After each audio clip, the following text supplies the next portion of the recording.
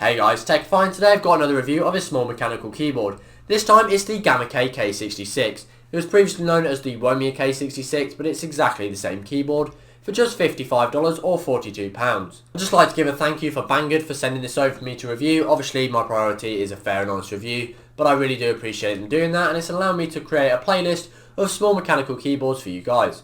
If you enjoy this video or find it helpful, please consider subscribing to the channel. But obviously you've got to watch it first, so guys, let's get into this.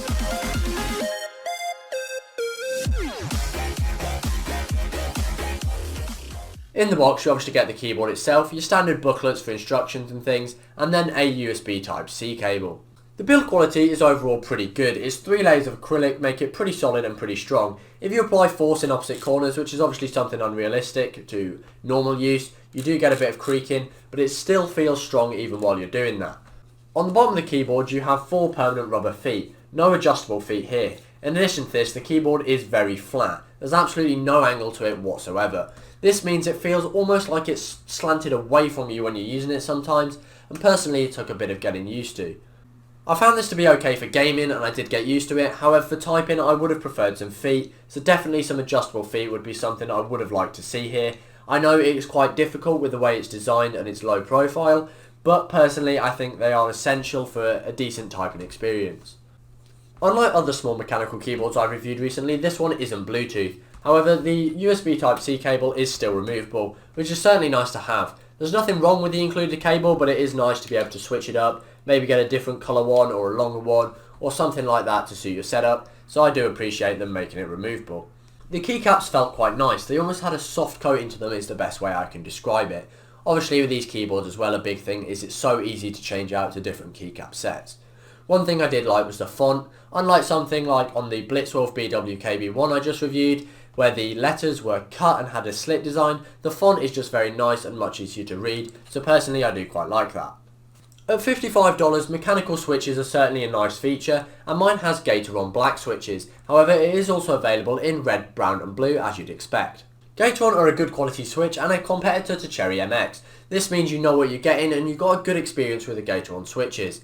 I personally prefer a linear switch, and that's why I went for the black switch version. However, I did like this more than my reds. They took a little bit more force, somewhere in between a red and a brown, and they had a little bit less of a click. They were a bit more silent. However, they still had a really nice actuation, as Gateron switches do, and I was a big fan of how they performed. They're nice and responsive, and I had absolutely no issues with them. If you're interested, here's a little typing and sound test, so you can see what my keyboard sounds like.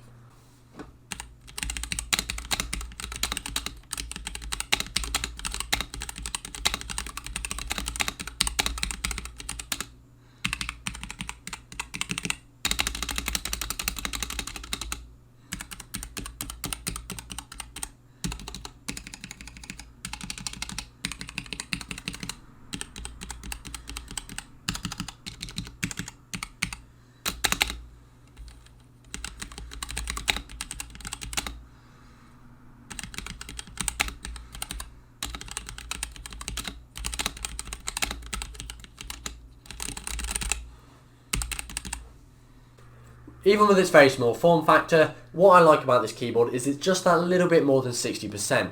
I don't know if it's technically 65% or ever so slightly more, since it has dedicated arrow keys, but a big thing for me was the insert and delete key. When using 60% keyboards in the past, the thing that I really notice I miss is the delete key. And that is a huge thing for me on here. It means I can even edit videos while using this keyboard, as I don't really miss the numpad, and even honestly all the other keys on a 10 keyless, I don't really care about. The function keys I don't use that much, but delete is something I cannot live without, and that is a big reason that I like this keyboard. For the lighting, this keyboard obviously looks really cool with this light up acrylic backplate, individually backlit keys and RGB lighting. Unfortunately though, there is no software and it's extremely fiddly to get exactly what you want, or even back to where you started.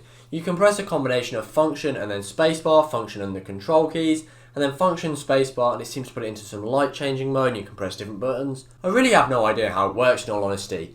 I just try and just press different buttons until eventually I get to what I want. But if I wanted a specific colour to do a specific thing, I'd have absolutely no idea. So if you do have this keyboard and you know how it works, please let me know in the comments, because I'm really interested to know. Since ultimately I just leave it on this, I think is what I like, and it looks pretty cool, but I have no control over the lighting. The keyboard just seems to do what it wants when I press different buttons.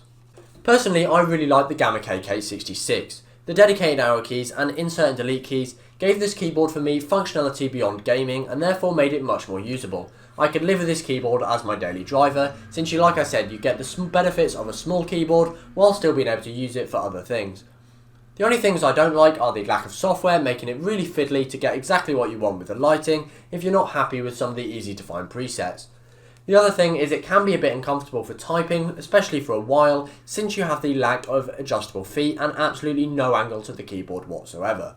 Another thing worth mentioning is it isn't the best value for money small mechanical keyboard.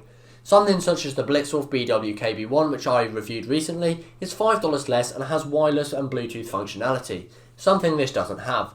Personally, that doesn't bother me, but it is notable that that also has Gateron switches and wireless technology, so it is therefore undoubtedly better value for money. For me though, I still prefer the GamaKay K66 just for the way it looks and the addition, like I said, of the delete and insert key. If you enjoyed this video or found it helpful, please leave a thumbs up and even consider subscribing to the channel. If you want to look as cool as me, and I know you do, you can get yourself some merch at techify.co.uk/merch. For your next video, I suggest you check out my review of the Blitzwolf BWKB1. I've talked about it a lot, and that's because it's a great value for money option. It's cheaper, wireless, and also has Gateron switches. Thank you guys for watching, and I will see you guys next time.